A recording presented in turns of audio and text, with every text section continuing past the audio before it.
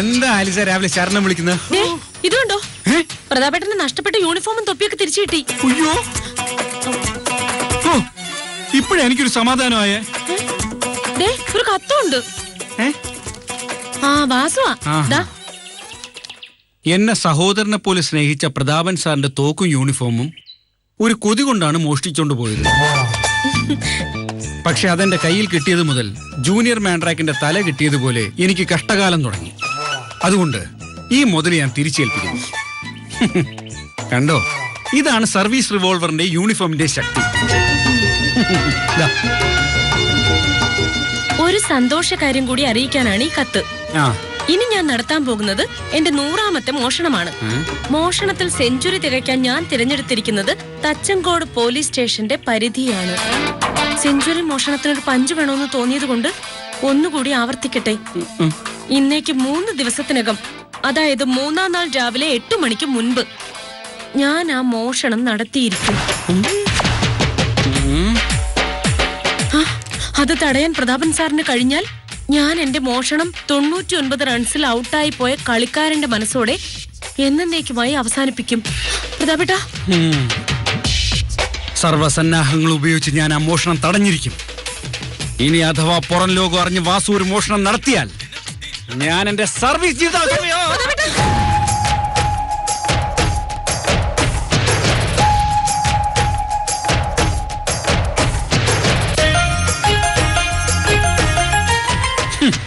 ഒരു കള്ളൻ സ്ഥലം SI അല്ല പോലീസ് ഡിപ്പാർട്ട്മെന്റിനെ തന്നെയാണ് വെല്ലുവിളിച്ചിരിക്കുന്നത്. കള്ളൻ കള്ളൻ എന്ന് പറയാതെ ഏത് കള്ളനാ വെല്ലുവിളിച്ചെന്ന് പറ സാറേ. പെരുങ്കള്ളൻ വലിയതുറ വാസു. വലിയതുറ വാസുവോ? പ്രതാപ സാർ അവനെ നന്നാക്കാൻ നോക്കിയിട്ട് നന്നായില്ലേ? ആ കള്ളൻ കാരണം ഉള്ള ജോലിയും. ആലിസ്, മുൻകൂട്ടി പറഞ്ഞിട്ട് മോഷ്ടിക്കാന്ന് വെച്ചാ അവന്റെ തന്റെ ഇടം ഭയങ്കരം തന്നെ. പണ്ട് കായംകുളം കൊച്ചുണ്ണിയുടെ രീതി ഇങ്ങനെയായിരുന്നു സാറേ. ഓഹോ, ഇത് ഇത്ര കൃത്യമായിട്ട് അറിയാൻ കൊച്ചുണ്ണിയുടെ കാലത്ത് കായംകുളം പോലീസ് സ്റ്റേഷന്റെ ASI പുരുഷോത്തമനായിരുന്നോ?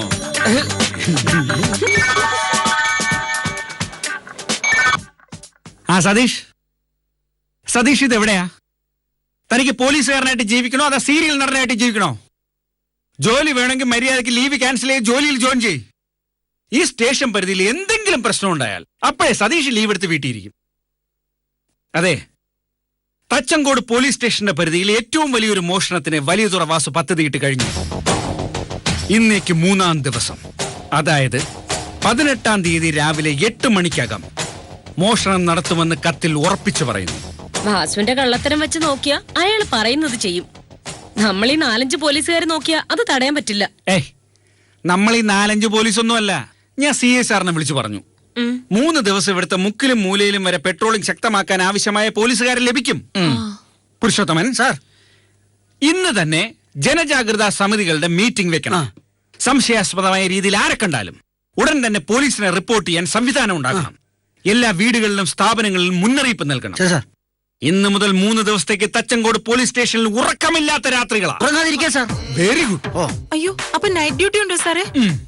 10 മണി കഴിഞ്ഞാ എനിക്ക് ഉറക്കം വരും. സ്ത്രീകൾക്ക് നൈറ്റ് ഡ്യൂട്ടി ഇല്ല. ഒരു കള്ളനെ പിടിക്കാൻ വേണ്ടി 3-4 ദിവസം ഇത്രയും സന്നാഹങ്ങൾ ഒരുക്കുന്നതിനേക്കാളും നല്ലത് അവൻ മോഷണം നടത്തി കഴിഞ്ഞ് പിടിക്കുന്നതല്ലേ. അതിന് ഇത്രയും ഫോഴ്സ് ഒറ്റ ദിവസം മെനക്കെട്ടാ പോരെ. വില കുറഞ്ഞ അഭിപ്രായങ്ങൾ ഇവിടെ സ്വീകരിക്കുന്നതല്ല. മോഷണം നടത്തിയിട്ട് പിടിക്കുന്നതല്ല, മോഷണം തടയുകയാണ് പോലീസിന്റെ ലക്ഷ്യം. അതിനുവേണ്ടി 24 മണിക്കൂറും നമ്മൾ ജാഗരൂകരായിരിക്കണം. Okay good.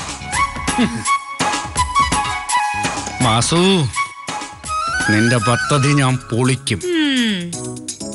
പൊളിക്കും. കഴിഞ്ഞ തവണ തോക്കും തൊപ്പിയാ കൊണ്ടുപോയത്. ഇത്തവണ എന്തായിരിക്കും? Get out. മനുഷ്യന്റെ ആത്മവിശ്വാസം തകർക്കാൻ വേണ്ടി ബുദ്ധി ഉണ്ടായി.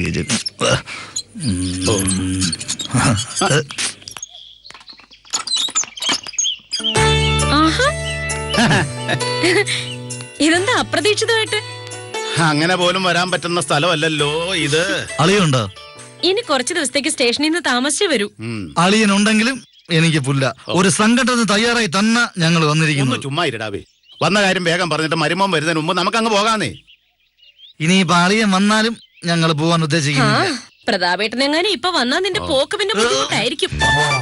അപ്പൊ അളിയൻ വരൂ. വരുന്നെങ്കിൽ വരട്ടാ, നീ ഇവിടെ ഇരി. നമ്മളോട് തല്ലാനും കൊല്ലാനും പിടിച്ചു പറിക്കാനും ഒന്നും വന്നല്ലോ, ഒരു കാര്യം പറയാൻ വന്നതല്ലേ. അപ്പ അങ്ങനെ കാര്യം പറയാൻ വന്നപ്പോഴൊക്കെ എങ്ങനെ തിരിച്ചു പോയെന്ന് അപ്പൻ അറിയാലോ. എന്നതാ വിശേഷം? അത് മോളെ, തച്ചങ്കോട് ജംഗ്ഷനിൽ നമ്മുടെ ബിൽഡിംഗിൽ ഒരു സ്വർണ്ണക്കട തുടങ്ങിയാലോ എന്നൊരു ആലോചന. എന്റെ പേരില്ല. അയ്യേ, ജോണിക്കുട്ടി എന്നുള്ള പേരിൽ ആരെങ്കിലും സ്വർണ്ണക്കട തുടങ്ങൂ? കടയുടെ പേരല്ല ഞാൻ പറഞ്ഞത്. ഞാൻ ആ ജ്വല്ലറിയുടെ നടത്തിപ്പുകാരനെന്നാ ഉദ്ദേശിച്ചത്. അയ്യോ, അതൊക്കെ ഞാൻ ചത്തൊടങ്ങിയിട്ട് ആലോചിക്കാം. ഞാൻ തന്നെ കൊല്ലും.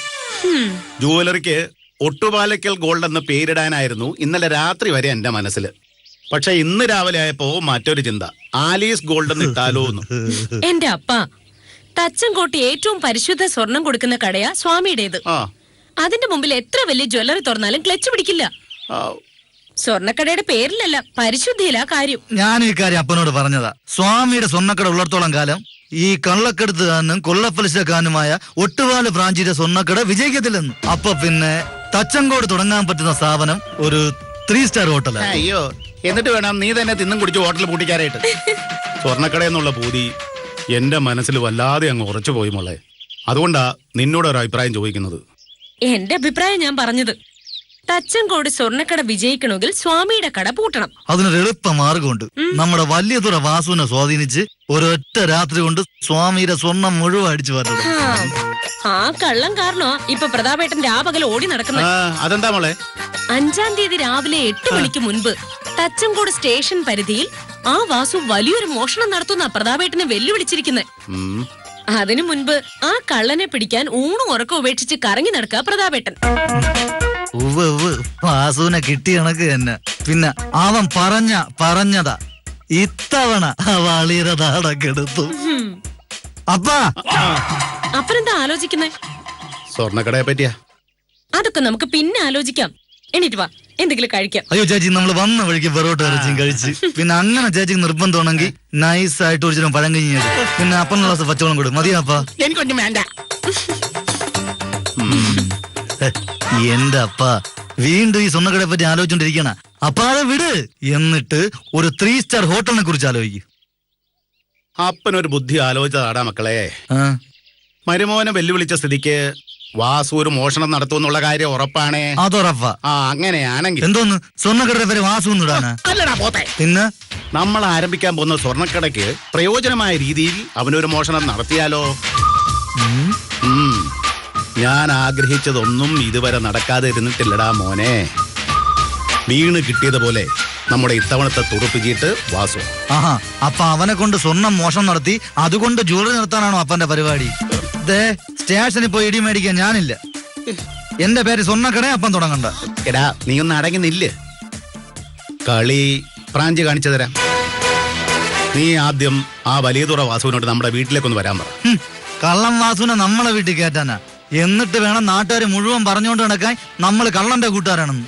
എടാ, അവനെ നമ്മുടെ കൈ കിട്ടിയാലേ കാര്യങ്ങളൊക്കെ നടക്കൂ. എങ്കിൽ നമുക്ക് അവന്റെ താവളത്തിലേക്ക് പോവാം. ഏത് നരകത്തിൽ വേണമെങ്കിലും പോകാം. പിന്നെ പോകുമ്പോ ഒരു മട്ടൻ ബിരിയാണി ജവാന്റെ ഒരു ഫുള്ളും കൊണ്ടുപോകണം. എങ്കിലേ അവനെ വീഴിക്കാൻ പറ്റൂ. അതൊക്കെ ഞാൻ ഏറ്റു.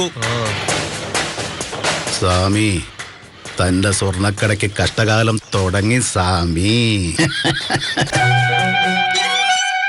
പട്ടി എങ്ങാനുണ്ടോ എന്തോ? അറിയില്ലേ? ഇത് തന്നെ വീട്. എന്നിട്ട് വാപ്പ.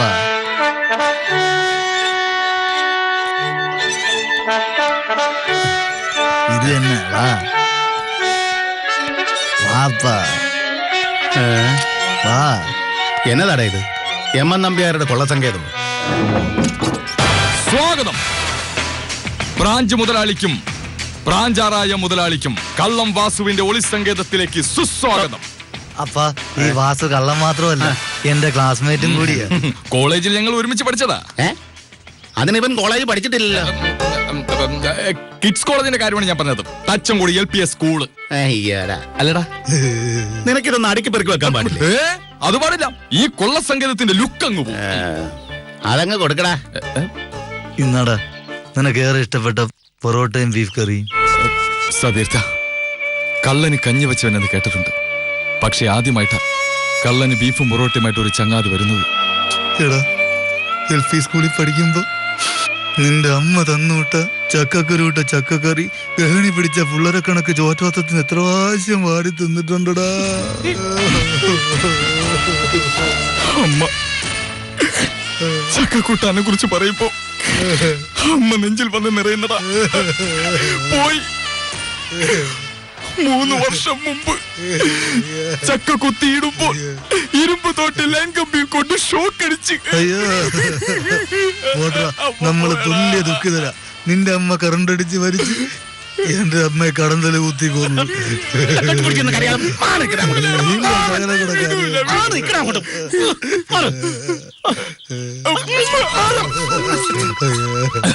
അതൊക്കെ പോട്ടെ. എന്നാ നിങ്ങളുടെ മെറ്റർ പറയൂ.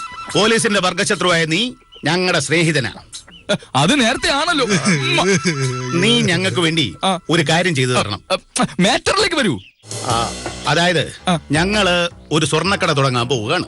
പക്ഷേ ഞങ്ങളുടെ ജുവലറി വിജയിക്കണമെങ്കിൽ ഇപ്പൊ തച്ചൻകോട്ടി വിജയകരമായി പ്രവർത്തിക്കുന്ന സ്വാമിയുടെ സ്വർണ്ണക്കടയ്ക്ക് നീ പേര് ദോഷം വരുത്തണം. വല്ല പെണ്ണുങ്ങൾക്കുമായിരുന്നെങ്കിൽ പേര് ദോഷം വരുത്താൻ എളുപ്പമായിരുന്നു. ഇതിപ്പോ സ്വാമിയുടെ സ്വർണ്ണക്കടക്കാര്യമായി പോലെ അതിലെങ്ങനെ പേര് ദോഷം വരുത്തും? പാസു, അതിനൊക്കെ അപ്പന്റെ കയ്യിൽ ഐഡിയ ഉണ്ട്. നീ അതുപോലെ പ്രവർത്തിച്ചാ മതി. ഇങ്ങനെയുള്ള കാര്യങ്ങൾക്ക് ഞാൻ ഐഡിയ പുറത്തുനിന്ന് സ്വീകരിക്കുന്നതല്ല. പക്ഷേ ഇത് നിന്റെ അപ്പനായതുകൊണ്ടും ഞാൻ എന്റെ പോളിസി മാറ്റുന്നു. പറയൂ, എന്താ ബ്രാഞ്ച് മുതലാളിയുടെ ഐഡിയ? അതായത് നീ ഞങ്ങളുടെ വീട്ടിൽ നിന്നും ഒരു 150 പവന്റെ സ്വർണം മോട്ടിച്ച് സ്വാമിയുടെ കടയിൽ കൊണ്ട് വിറ്റെന്ന് പോലീസിനോട് പറയണം. നടക്കില്ല. അപ്പോഴെന്നെ പോലീസ് അറസ്റ്റ് ചെയ്യും. അപ്പോ നിന്റെ മൊഴി ഇങ്ങനെ ആയിരിക്കണം: ഞാൻ സ്ഥിരമായി മോഷ്ടിക്കുന്ന സ്വർണം സ്വാമിയുടെ കടയിലാണ് കൊടുക്കുന്നതെന്ന്. മോഷണ സ്വർണമാണ് അവിടെ വിൽക്കുന്നതെന്ന് അറിഞ്ഞാൽ ആൾക്കാർ കയറാൻ മടിക്കും. അപ്പോ എപ്പോഴും ഞാൻ നിങ്ങളെ വീട്ടിൽ നിന്ന് സ്വർണം മോഷ്ടിക്കേണ്ടത്? അതോ നിങ്ങൾ ഇതിവിടെ കൊണ്ടുവരും? അങ്ങനെയാണെങ്കിൽ എന്റെ ജോലി എളുപ്പമായി, അതുകൊണ്ട് പറഞ്ഞതാ. നീ ഞങ്ങളുടെ വീട്ടിൽ നിന്ന് ഒരു തരി സ്വർണം പോലും മോഷ്ടിക്കുന്നില്ല. 150 പവൻ മോഷ്ടിച്ചെന്ന് നോണ പറഞ്ഞാ മതി. തൊണ്ടിയായി സ്വാമിയുടെ ജുവലറിന്ന് 150 പവനും നീ കാണിച്ചു കൊടുക്കണം. നീ ചൂണ്ടി പറയുന്നതൊക്കെ എന്റെ സ്വർണമാണെന്ന് ഞാനും പറഞ്ഞോളാം. ഭയങ്കര ഐഡിയ കേട്ടോ. സമ്മതിച്ചിരിക്കുന്നു. പക്ഷെ ചെയ്യാത്ത കാര്യം ചെയ്തെന്ന് പറഞ്ഞ് സ്വാമിയെ ചതിച്ചത് കൊണ്ട് എനിക്ക് എന്ത് പ്രയോജനം? അതായത് തൊണ്ടിയായി സ്വാമിയുടെ കടയിൽ നിന്ന് എടുക്കുന്ന സ്വർണത്തിന്റെ പാതി. അത് മാത്രം പോരാ. ഒരു 10 പൊറോട്ട 2 ബീഫ് കറി സ്പെഷ്യലായിട്ട് തിന്നുന്ന കാര്യമല്ല, ക്യാഷ് ആയിട്ട് എനിക്ക് എന്ത് തരും? ഒരു 5000 രൂപ പോക്കറ്റ് മണി. എന്താ, സന്തോഷമായില്ലേ? ഭയങ്കര സന്തോഷം. 5000 ഗുണവ എനിക്കത് പോരാ. എടാ, നീ എന്റെ ക്ലാസ്മേറ്റ് അഡ്ജസ്റ്റ് ചെയ്യളിയാ. കള്ളത്തരത്തിന് ഒരു അഡ്ജസ്റ്റ്മെന്റും ഇല്ല. എനിക്കൊരു 50,000 രൂപ കൂടി കിട്ടിയേ പറ്റൂ. 50 ഇല്ലെങ്കിൽ ഈ ഡീൽ ഇവിടെ അവസാനിപ്പിച്ചേ. അതൊന്നും പറ്റുകയില്ല. അപ്പൊ ഒരു മിനിറ്റ് കൊടുത്തേരപ്പാ. എന്നാലും നമുക്ക് ലാഭ. സ്വാമിയുടെ തൊണ്ടിന്ന് 75 പവനെങ്കിലും നമുക്ക് കിട്ടുമല്ലോ. ശരി, 50 50. പക്ഷെ എന്നെ കേസിൽ നിന്ന് ഊരിത്തരണം. അതായത് കോടതി ചെലവും നിങ്ങൾ വഹിച്ചോളണം. ഇല്ലെങ്കിലേ ഉള്ള സത്യം ഞാനങ്ങ് തുറന്ന് പറയും. ശരി, എല്ലാം സമ്മതിച്ചു. ഓക്കെ. അവരെന്നോട് പറഞ്ഞിട്ടുണ്ട്. എന്തായിരുന്നു അവർ പറഞ്ഞത്? ആളുകൾ നോക്കുമ്പോ എല്ലാ സൗകര്യങ്ങളുള്ള സെലിബ്രിറ്റിയാണ്. പക്ഷെ അവരുടെ സ്വകാര്യ ജീവിതം ആർക്കും അറിയില്ല. പണം ധാരാളം ഉണ്ട്. ഭർത്താവുമായി പിണങ്ങി നീ സീരിയൽ മാറ്റി ന്യൂസ് ഒരു കുഞ്ഞില്ല. കോമഡി കാണാനാണെങ്കിൽ വേറെ എത്രയോ പരിപാടികളുണ്ട്. ഈ രാജ്യത്ത് നിന്ന് എന്തൊക്കെ നടന്നെന്ന് അറിയണ്ടേ? ലോകത്ത് ഒരുപാട് കാര്യങ്ങൾ നടക്കുന്നുണ്ട്. പക്ഷെ അതൊന്നും നമ്മൾ അറിയേണ്ട കാര്യമില്ല. ഒരു കാരണം കാണുന്നില്ല. എനിക്കിനി ഒരു കാര്യം മാത്രം അറിഞ്ഞാൽ മതി. നാളെ രാവിലെ 8 മണിക്ക് മുൻപ് പ്രതാപേട്ടൻ ആ കള്ളം വാസുവിനെ പിടിക്കോ ഇല്ലയോ എന്ന്. പോലീസും ജാഗ്രതാ സമിതി അരിച്ചു പറക്കിയിട്ട് പോലും വാസുവിന്റെ പൊടി പോലും കിട്ടില്ല. കള്ളന്റെ ഭീഷണി ഡിപ്പാർട്ട്മെന്റ് മുഴുവൻ അറിഞ്ഞു. ഇനി അവന്റെ മോഷണം തടയാൻ പറ്റിയില്ലെങ്കിൽ ആകെ നാണക്കേടാവും. അതിനീ നാണക്കേട് ആദ്യമായിട്ടൊന്നും അല്ലല്ലോ. മക്കളെ ജോണിക്കുട്ടി, എടാ നീ എവിടെയാടാ? എടാ ഒന്ന് ഓടുവാടാ ജോണിക്കുട്ടിയെ. അയ്യോ എടാ ജോണിക്കുട്ടിയെ, ഓടുവാടാ. സമാധാനത്തോടെ 10 മണി വരെ കിടന്ന് ഉറങ്ങാൻ സമ്മതിക്കൂലേ? എടാ എന്റെ കഴുത്ത കിടന്ന മാല കാണാനില്ലെന്ന്. അതാ കട്ടിലിന്റെ അവിടെ എവിടെയെങ്കിലും കാണാം. എടാ ഞാൻ എല്ലായിടത്തും നോക്കി, എങ്ങും കാണാനില്ലെന്ന്. എടാ നിന്റെ കഴുത്തി കിടന്ന മാല എന്തിയേ? അയ്യോ, അതും കാണാനില്ലേ? അപ്പൊ ആ വാസു അവനെയും കാണാനില്ലടാ. അപ്പാ എന്റെ അറിഞ്ഞാടാ. എടാ കള്ളം പാസുവിനെ അറിഞ്ഞാണ് ഒരു വീക്ക്നെസ്. എടാ ജോണിക്കുട്ടി, നമ്മുടെ സേഫി വെച്ചിരുന്ന സ്വർണം. അയ്യോ എന്റെ ഭർത്താവേ, എന്റെ സ്വർണം. ഞാൻ അപ്പൻ്റെ അടുത്ത് പറഞ്ഞ കള്ളന്മാരെന്ന് വിളിച്ച് വീട്ടിൽ കേട്ടല്ലേ. എന്നാലും എന്റെ അമ്മച്ചി അടിച്ചെന്ന് അറിഞ്ഞാണ് എത്താത്തോണ്ട് പൊച്ചക്കയറ് വെച്ചാണ് കെട്ടി വെച്ചിരുന്നത്.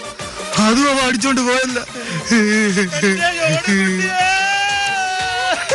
അപ്പാ, അയ്യോ അപ്പ എന്തു പറ്റി? അപ്പ എന്തു പറ്റിയെന്ന്? പിന്നെ ടെൻഷൻ വരുമ്പോ ഇങ്ങനെ ചാരായം ചോദിച്ചാലേ കുടിക്കാൻ ഞാൻ തരത്തില്ല അപ്പനടുത്തുള്ളി ചാരായം. എന്റെ അപ്പ ഒന്നണിക്കപ്പ എണീച്ചാണ് കുടിക്കാൻ ഇപ്പൊ ചാരായം വേണമല്ലേ അപ്പന്? മദ്യം അല്ലടാ പോത്തെ, പരവേശം എടുത്തിട്ട് വയ്യ. എനിക്കിത്തിരി കുടിക്കാൻ വെള്ളം താ.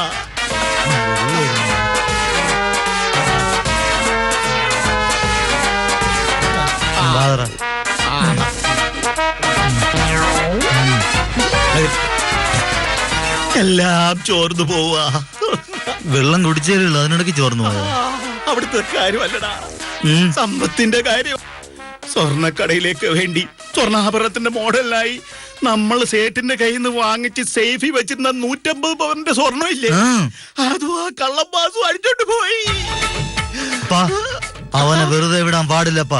എങ്ങനെയെങ്കിലും എനിക്ക് എന്റെ അരിഞ്ഞാണം തിരിച്ചെടുക്കണം അപ്പാ. നിന്റെ ഒടുക്കത്ത ഒരു അരിഞ്ഞാണം എല്ലാം പോയില്ലേ. അപ്പനിങ്ങനെ തളർന്നിരിക്കാതെ എണീറ്റ് സ്റ്റേഷനിൽ പോയി അവനെതിരെ കംപ്ലൈന്റ് കൊടുക്കണം. അവൻ ഈ നാട്ടിൽ നിന്ന് മുങ്ങുന്നതിന് മുമ്പ് അവനെ നമ്മൾ പോലീസിനെ കൊണ്ട് പിടിപ്പിക്കും. അപ്പൊ വാ, എഴുന്നേറ്റ് വാ, എണീറ്റ് വാ. Thank you sir. SI സാറേ, ഞങ്ങളെ സഹായിക്കണം സാറേ. എന്റെ അരിഞ്ഞാണം വരെ അടിച്ചോണ്ട കള്ളം വാസു പോയി സാറേ. ഇപ്പൊ എന്തായി? തച്ചങ്കോട് മുഴുവൻ പോലീസ് വലവരിച്ചിട്ടും ആ കള്ളം വാസു പറഞ്ഞ വാക്ക് പാലിച്ചില്ലേ? സാറേ നോക്കിയാണ്, ഇന്നലെ വരെ നമ്മളെ കൂടെ കഴിഞ്ഞിട്ട് നമ്മളെ ചതിച്ചല്ലേ സാറേ. അപ്പൊ അവനെ പിടിക്കണ്ടേ സാറേ? ഇന്നലെ വരെ അല്ല, ഇന്നലെ വരെ ഉണ്ടായിരുന്ന സമാധാനം ഒരു കള്ളം കാരണം നശിച്ചു എന്ന് ഇവൻ പറഞ്ഞതാ. കള്ളൻ ഒരു ഭീഷണി മുഴക്കി നീ നാട്ടിലെ എല്ലാവർക്കും അറിയാം. അപ്പോൾ നടക്കാത്ത ഒരു മോഷണം അവന്റെ മേൽ ആരോപിക്കാൻ എളുപ്പമാ. നടക്കാത്ത കാര്യം നടന്നു എന്നും പറഞ്ഞ് പരാതി തരേണ്ട കാര്യമൊന്നും ഇവർക്കില്ല. ആലിസേ, ഇയാൾ ഇവിടുത്തെ കോൺസ്റ്റബിളാ, അല്ലാതെ ഇവരുടെ വക്കാലത്ത് വാദിക്കാൻ വക്കീലല്ല.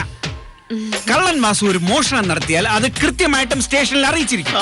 മാത്രമല്ല, അവൻ പറഞ്ഞ 3 ദിവസം ഇന്ന് രാവിലെ 8 മണിക്ക് തീർന്നിരിക്കുന്നു. ഇന്ന് വെളുപ്പിനെ അവൻ മോഷണം നടത്തിയത് ഞാൻ വിശ്വസിക്കില്ല. ഇനി ഞാൻ വിശ്വസിക്കണമെങ്കിൽ വാസു നേരിട്ട് വിളിച്ച് പറയണം. അപ്പൊ ഞങ്ങള് ബന്ധുക്കള് പറയണേക്കാളി അളിയന് വലുത് നിന്റെ അളിയൻ. സാറിന് വിശ്വാസം കള്ളന്മാരെയാണല്ലേ? ഇക്കാര്യത്തിൽ അതെ. വാസു വിളിച്ചാൽ ഞാൻ വിശ്വസിക്കും, നിങ്ങളുടെ പരാതിയും സ്വീകരിക്കും. പുറത്ത് ഫോണൊക്കെ പുറത്ത്. സാറേ, കള്ളം മാസുവാ, ഫാൻസി നമ്പർ. കള്ളന്മാരുടെ ഫോൺ നമ്പർ വരെ ഫീഡ് ചെയ്ത് വെച്ചിരിക്കുക. അപ്പ ആ സ്പീക്കർ ഫോൺ ഇട്, അവര് പറയുന്നത് ഇവരോട് ഒന്ന് കേക്കട്ടെ. ഹലോ, എഴുന്നേൽക്കാൻ താമസിച്ചു, അത് അല്പം വൈകിയ. പിന്നെ ഇപ്പൊ നിങ്ങൾ സ്റ്റേഷനിലായിരിക്കുന്നു എന്ന് എനിക്കറിയാം. പിന്നെ നിങ്ങളുടെ ഫോൺ സ്പീക്കർ മോഡൽ ഇട്ടാൽ എന്റെ സഹോദരന് തുല്യമായ SI സാറിന് എന്റെ വെളിപ്പെടുത്തലുകൾ കേൾക്കാമായിരുന്നു. നീ അല്ലടാ സ്വർണം കൊണ്ടുപോയത്, അത് പറയടാ അങ്ങോട്ട്. ധീരതി പിടിക്കാതെ സാറേ. പ്രതാപൻ സാറേ, നമസ്കാരം. ഞാൻ വാക്കു പാലിച്ചു. 3 ദിവസത്തിനകം, അതായത് ഇന്ന് രാവിലെ 8 മണിക്കകം ഞാൻ മോഷണം നടത്തുമെന്ന് പറഞ്ഞു, നടത്തി. കേട്ടോ സാറേ, അവൻ എന്റെ വീട്ടിൽ നിന്ന് സ്വർണം കെട്ടതിന് ഇതിൽ പര എന്ത് തെളിവാ സാറേ വേണ്ടത്? അതെ, ഞാൻ ആ സ്വർണം എടുത്തത്. പക്ഷേ ഇനി ഞാൻ ഈ മൊബൈലിലൂടെ കേൾപ്പിക്കുന്ന ശബ്ദം നിങ്ങൾ ശ്രദ്ധിച്ച് കേൾക്കണം. എന്താ ബ്രാഞ്ച് മുതലാളിയുടെ ഐഡിയ? നീ ഞങ്ങളുടെ വീട്ടിൽ നിന്നും ഒരു 150 പവന്റെ സ്വർണം മോട്ടിച്ച് സ്വാമിയുടെ കടയിൽ കൊണ്ട് വിറ്റെന്ന് പോലീസിനോട് പറയണം. നടക്കില്ല. അപ്പോഴെന്നെ പോലീസ് അറസ്റ്റ് ചെയ്യും. അപ്പോ നിന്റെ മൊഴി ഇങ്ങനെ ആയിരിക്കണം: ഞാൻ സ്ഥിരമായി മോഷ്ടിക്കുന്ന സ്വർണം സ്വാമിയുടെ കടയിലാണ് കൊടുക്കുന്നതെന്ന്. മോഷണ സ്വർണമാണ് അവിടെ വിൽക്കുന്നതെന്ന് അറിഞ്ഞാൽ ആൾക്കാർ കയറാൻ മടിക്കും. അപ്പോ എപ്പോഴും ഞാൻ നിങ്ങളെ വീട്ടിൽ നിന്ന് സ്വർണം മോഷ്ടിക്കേണ്ടത്, അതോ നിങ്ങൾ ഇതിവിടെ കൊണ്ടുവരും?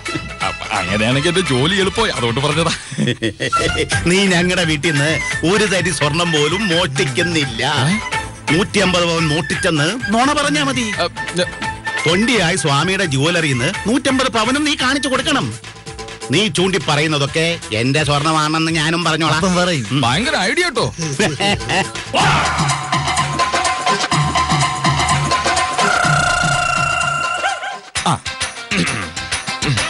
പക്ഷേ അന്തസ്സായിട്ട് സ്വർണം കച്ചവടം ചെയ്യുന്ന സ്വാമിയെ ചതിക്കാൻ എനിക്ക് മനസ്സ് വന്നില്ല. അതുകൊണ്ടാണ് ഞാൻ പ്രാഞ്ചിയുടെ മുതൽ അങ്ങ് എസ്കിയത്. പക്ഷെ ഇത് തെളിയിക്കാൻ നിങ്ങളെ കൊണ്ട് ഒരിക്കലും പറ്റില്ല. കാരണം എന്നെ അറസ്റ്റ് ചെയ്ത് കോടതിയിൽ എത്തിക്കുമ്പോൾ ഈ തെളിവ് ഞാൻ അങ്ങ് കാണിക്കും. ഞാൻ പ്രാഞ്ച് പറഞ്ഞതുപോലെ ചെയ്യാത്തത് കൊണ്ട് എന്നെ കള്ളക്കേസിൽ കുടുക്കിയതാണെന്ന് കോടതിക്ക് ബോധ്യപ്പെടും. എന്നെ അങ്ങ് വെറുതെ വിടുകയും ചെയ്യും. അതുകൊണ്ട് ഈ കേസ് മുന്നോട്ട് കൊണ്ടുപോവാതിരിക്കുന്നതായിരിക്കും ബുദ്ധി. എന്റെ 150 പവന്റെ സ്വർണവും 50,000 രൂപയും. കർത്താവേ. അപ്പ എന്റെ അരഞ്ഞാണ്. അവൻ പറഞ്ഞു കേട്ടല്ലോ, ഏത് കോടതിയിൽ പോലും അവൻ രക്ഷപ്പെടും. മരുമോനെ, അവനെ പിടിച്ച് ഞങ്ങളുടെ സ്വർണ്ണം എങ്കിലും ഒന്ന് മേടിച്ചു തരണം. മര്യാദക്ക് രണ്ടും കൂടെ ഇറങ്ങിക്കോണം. അല്ലെങ്കിൽ മോഷണത്തിന്റെ ഗൂഢാലോചന നടത്തിയതിന് രണ്ടിനെ ഞാൻ പിടിച്ച് അകത്തിടും. അപ്പ അമ്മച്ചി എന്നെ അരഞ്ഞാണ്. അരഞ്ഞാണ് മാത്രമായിട്ട് നീ എന്തിനാ? ഒരു കാര്യം മനസ്സിലാക്കിക്കോ, കള്ളനെ തമ്മിനാൽ അവൻ നമ്മെ വാ.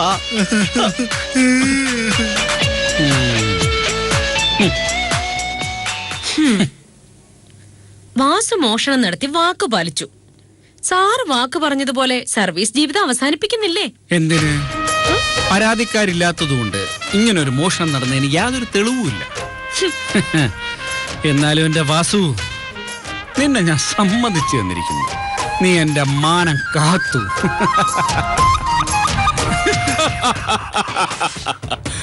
ജോണിക്കുട്ടിയുടെ അരഞ്ഞാണം. ഇതുകൊണ്ട് എനിക്കൊരു 3 അരഞ്ഞാണം പണിയാം. എന്റെ അമ്മുമ്മയ്ക്കൊരു മാലയും. ഇത്രയും മോഷണങ്ങൾ നടത്തിയെങ്കിലും പരാതിക്കാരന് പരാതി നൽകാൻ പഴുതുകളില്ലാത്ത എന്റെ ആദ്യത്തെ മോഷണമാണ്. അങ്ങനെ ഈ കള്ളം വാസുവിന്റെ 100ാമത് മോഷണം എന്തുകൊണ്ടും അവിസ്മരണീയമാകും. ജോണിക്കുട്ടി മറക്ക.